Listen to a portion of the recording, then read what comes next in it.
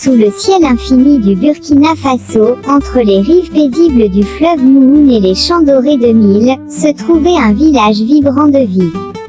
C'est ici qu'Amina, une jeune femme aussi belle qu'intelligente, vivait avec sa famille.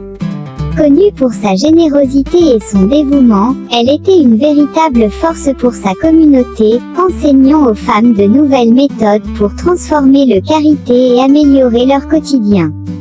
Pourtant, derrière son sourire radieux, Amina cachait une blessure profonde. Quelques années auparavant, lors d'une grande cérémonie de mariage dans le village, Amina avait été humiliée par Malik, le jeune homme qu'elle aimait. Malik, fils d'un forgeron, était ambitieux et un peu arrogant. Ce jour-là, cherchant à impressionner ses amis, il avait publiquement rabaissé Amina, insinuant qu'elle n'était qu'une simple fille de la terre, incapable de sortir du village. Ces paroles, prononcées sous l'ombre d'un grand manguier, résonnèrent comme un coup de tonnerre. Amina, blessée et humiliée devant tout, s'éloigna, jurant de ne plus jamais lui parler.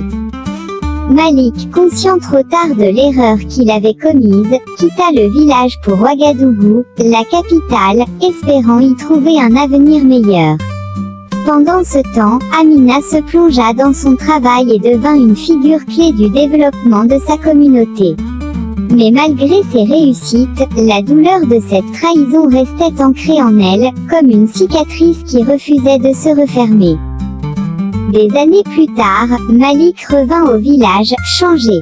À Ouagadougou, il avait connu des échecs et appris l'humilité.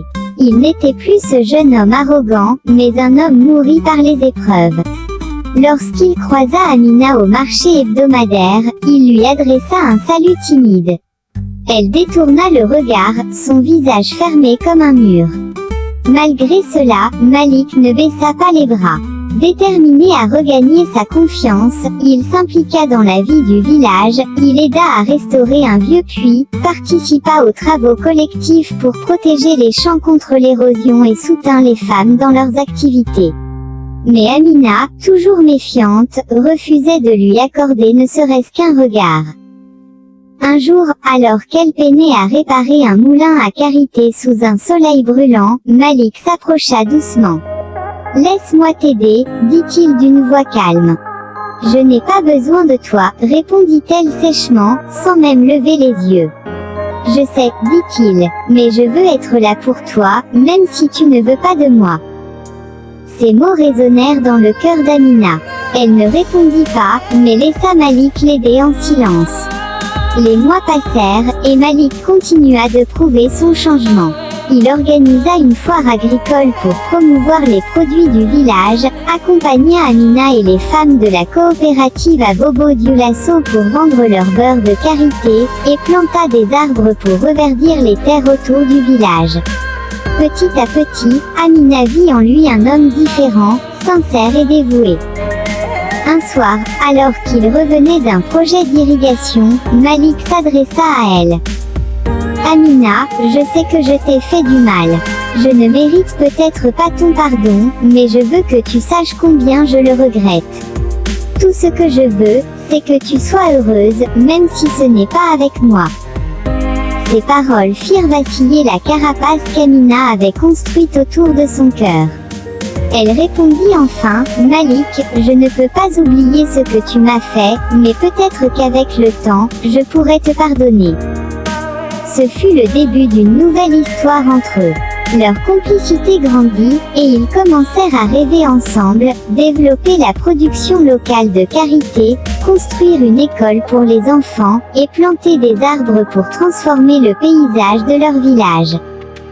Un an plus tard, sous l'ombre majestueuse d'un baobab sacré, Malik demanda la main d'Amina lors d'une cérémonie traditionnelle.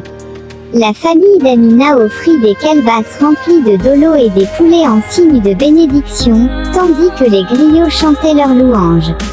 Le mariage devint une célébration inoubliable, unissant tout le village dans la joie. Les femmes dansaient, les tambours résonnaient, et le ciel étoilé semblait bénir cette union tant attendue. Amina et Malik prouvèrent à tout que le pardon, bien qu'il soit un chemin difficile, pouvait ouvrir la voie à un amour plus fort et plus vrai. Ensemble, ils bâtirent un avenir prospère pour leur communauté, devenant un symbole de résilience et d'espoir sous le ciel du Burkina Faso.